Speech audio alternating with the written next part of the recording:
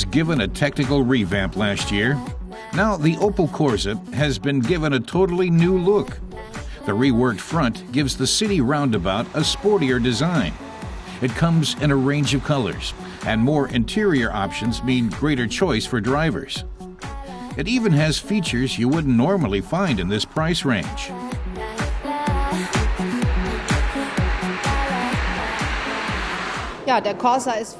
Imelda Labe of Opel says the Corsa is fresh and young and has lots of interesting new details. She says the front has been redesigned in line with Opel's new look.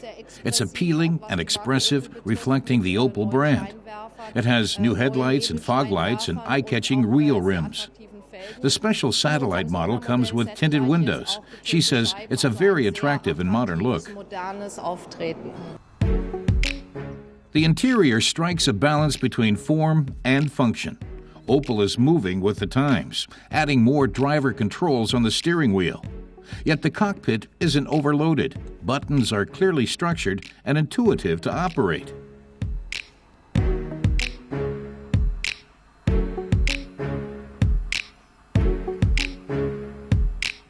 It even comes with a USB port for connecting an MP3 player.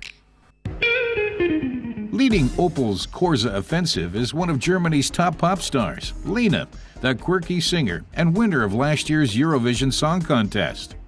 Opel hired her as a brand ambassador. Her mission? To spread the message to a younger target group. Imelda Labe says both the Corsa and the Opel brand are firmly anchored in mainstream culture. She says the car is aimed at a very wide target group, and Opel has 17% market share in this segment. It's hoped Lena will broaden its appeal among young people and build market share among what's considered an attractive group of customers.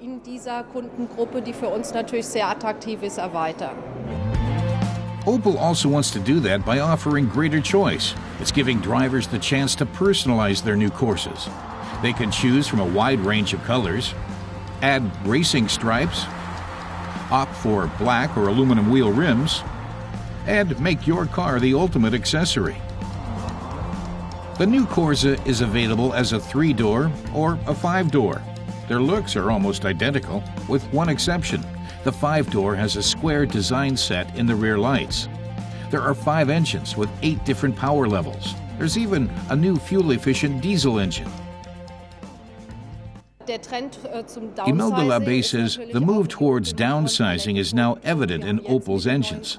The new Corsa is available with a 1.3-liter diesel engine for lower CO2 emissions and lower fuel consumption. She says that's Opel's contribution to protecting the environment. Damit bringt Opel einen klaren Beitrag auch zum Umweltschutz. Time to test drive the new 1.3 CDTI EcoFlex engine, which offers 70 kilowatts.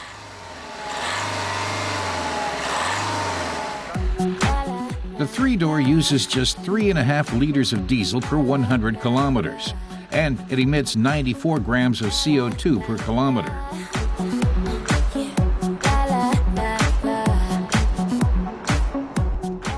Fuel efficiency is helped by a start-stop system, useful in city traffic, and helping reduce fuel consumption by almost half a liter over the previous model.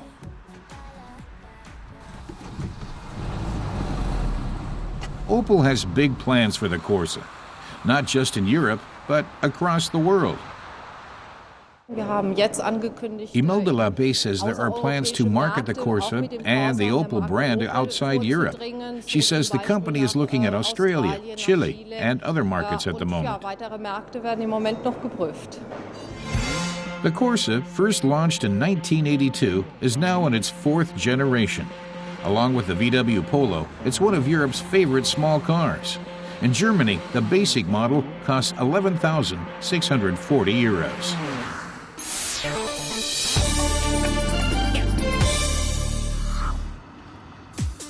Electric scooters are gaining in popularity. Time to take a closer look at them with the help of the German Automobile Club. We've selected 7 models costing from 1,600 to 3,700 euros. Our 7 mopeds include 5 two-seaters and 2 single-seaters. They all have a maximum speed of 45 kilometers an hour, and their range varies between 40 and 100 kilometers.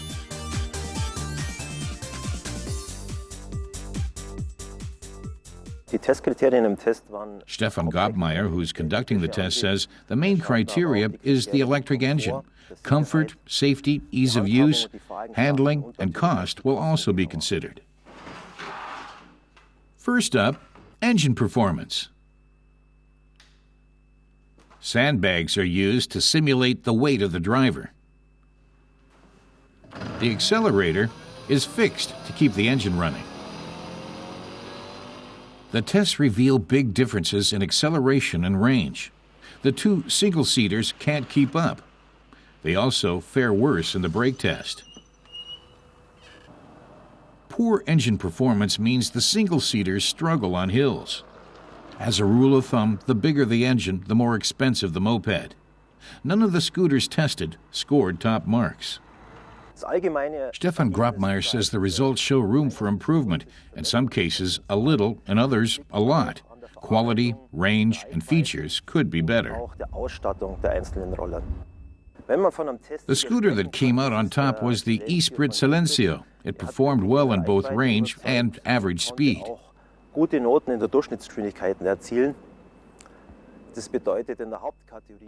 So it scored best in the main test category. Turning to the two single-seaters, he says the L-Bike 01-2010 didn't impress. It had clear deficits over the other scooters, especially its range and engine. It also struggled on hills, and that's why it was given a lower score. Und es ist keineswegs ein Kletterziege. Das bedeutet, in der Steigfähigkeit, die muss man den Roller abwerten. Each of the scooters has a different battery system.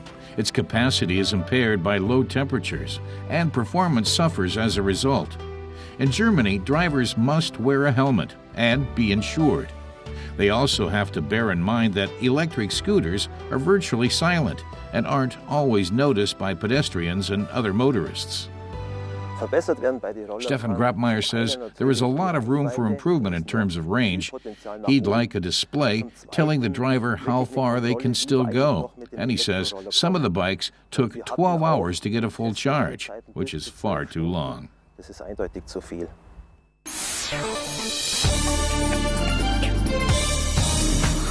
Peugeot has been showing off its new 508. It comes as a mid-range sedan or station wagon and replaces the Peugeot 407 and 607. The most fuel-efficient engine is the 1.6-liter EHDI FAP with a 6-speed electronic transmission. It also has a start-stop system and brake energy recovery, pushing fuel consumption to just 4.4 liters of diesel per 100 kilometers. BMW headed to South Africa to present its new touring bikes.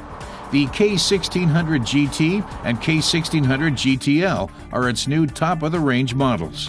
For the first time, they include a BMW-developed inline 6-cylinder engine. The GT has a forward-leaning, active seating position, while the GTL is built for maximum comfort for two on long tours. Prices in Germany start from 19,900 euros.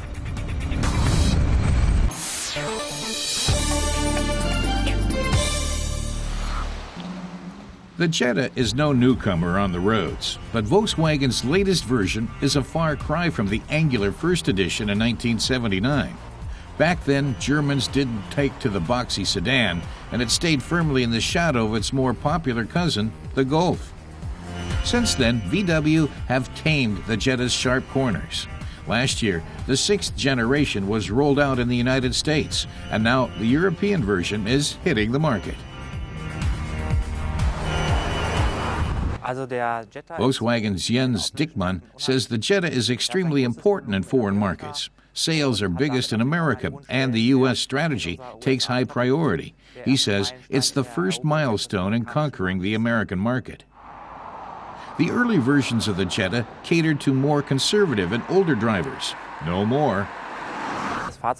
Jens Dickmann says the vehicle now targets young, ambitious customers, sedan buyers who value dynamic design. They recognize the sporty features of the new Jetta's design. It's a sports car in sedan form.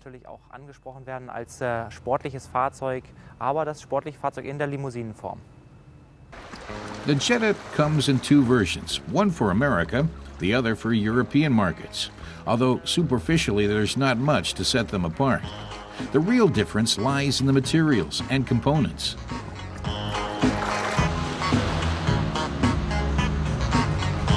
From the side, it's clear just how compact the Jetta is for a sedan, even though it's 9 centimeters longer than its predecessor. Like the Passat and the Golf, the taillights are split across the trunk. The large rear window allows for good all-round vision.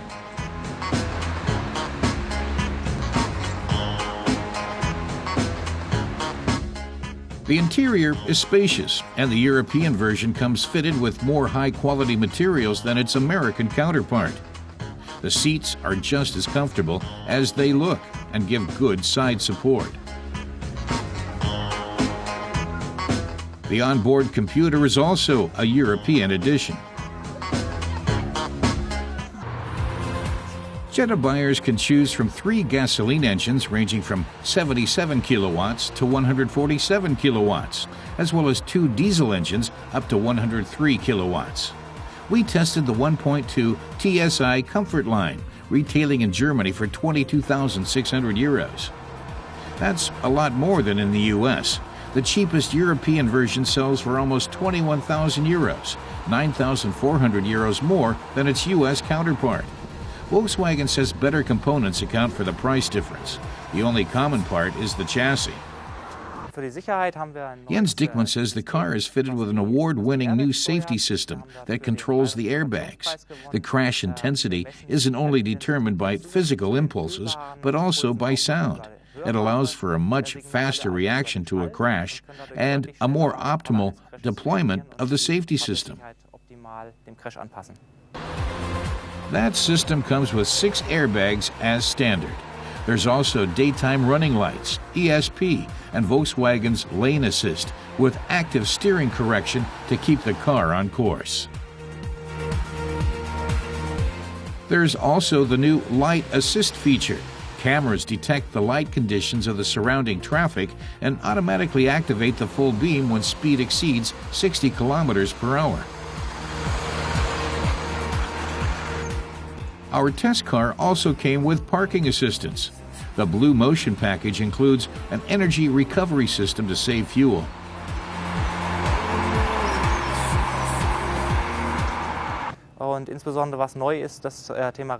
Jens Dickmann says the new system recuperates the energy used for braking and stores it in batteries. For example, when a car brakes at traffic lights, the alternator functions like a transformer and stores the energy in the battery. When the driver moves off again, the battery is charged and the vehicle can draw on its energy. That means the energy is put to optimal use and it lowers CO2 emissions. But much of the new Jetta has been simply reworked and not reinvented.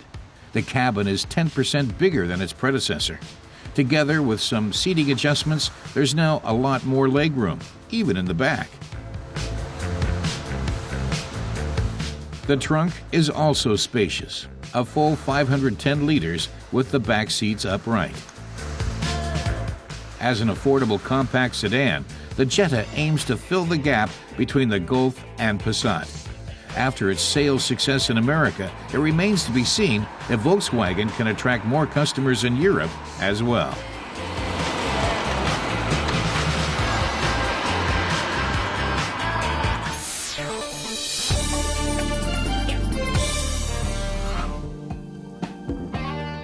When this two-door sedan hit the roads in 1966, BMW was eyeing the lower end of the market.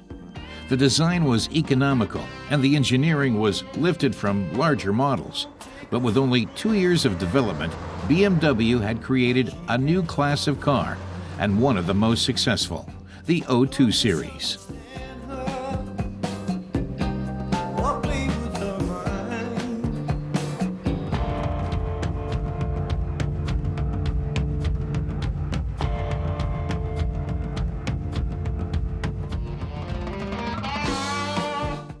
This was a four-seater sedan with race car credentials.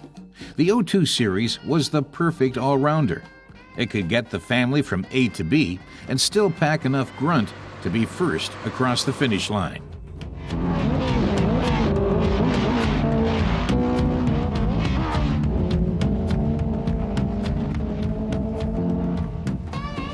It was this combination that made the O2 series such a hit.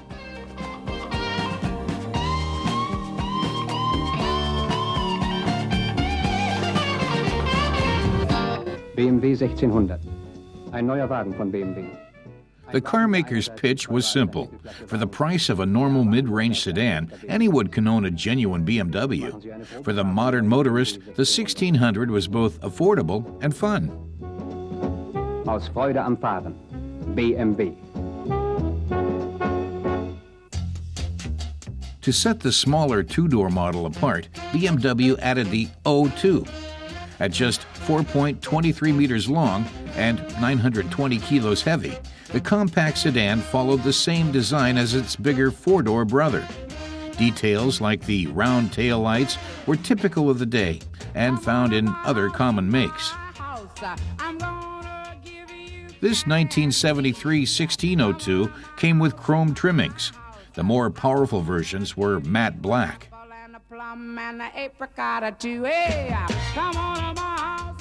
The O2 series quickly became a bestseller for BMW. And, as well as promoting the sporty side, the car maker was eager to point out the strong safety features.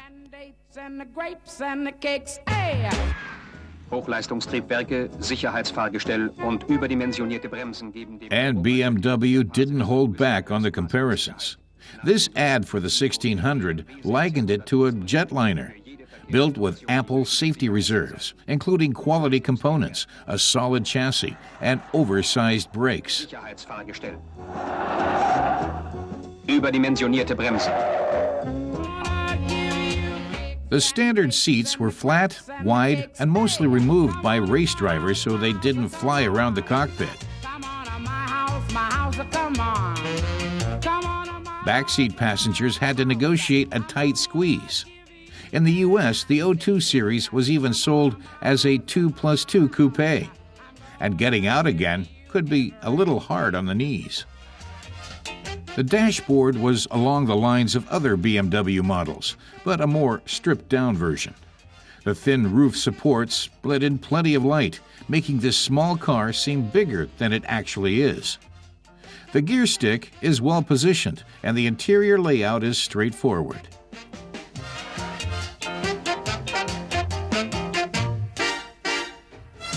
The glove compartment keeps all the paperwork tucked away. This manual shows off one of the car's most popular colors. One idiosyncrasy, though, is the indicator. It's on the right, the opposite side to most left-hand drives. The leather-clad steering wheel is an original accessory, and the pedals will be familiar to Beetle and Porsche owners. 85 horsepower is packed under the huge hood. The four-cylinder engine can deliver very respectable top speeds of 160 kilometers an hour and go from 0 to 100 in 13 seconds. And the spacious 450-liter trunk is easily big enough for the family vacation.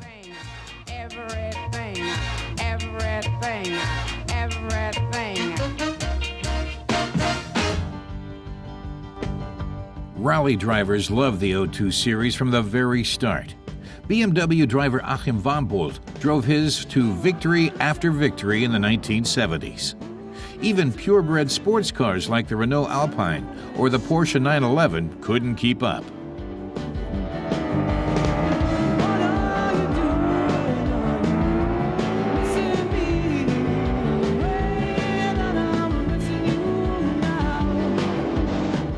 Long, sweeping drifts were the car's trademark.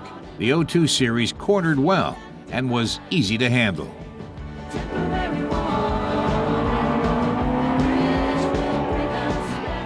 Even today, basic models like our 73 1602 are still quite affordable. The 2002 Ti Sports models, the racer's favorite, are more expensive and rare. Only around 100 are left from the 16,000 to roll off the assembly line. But if you could do without the horsepower, owning a BMW 02 could be a real possibility.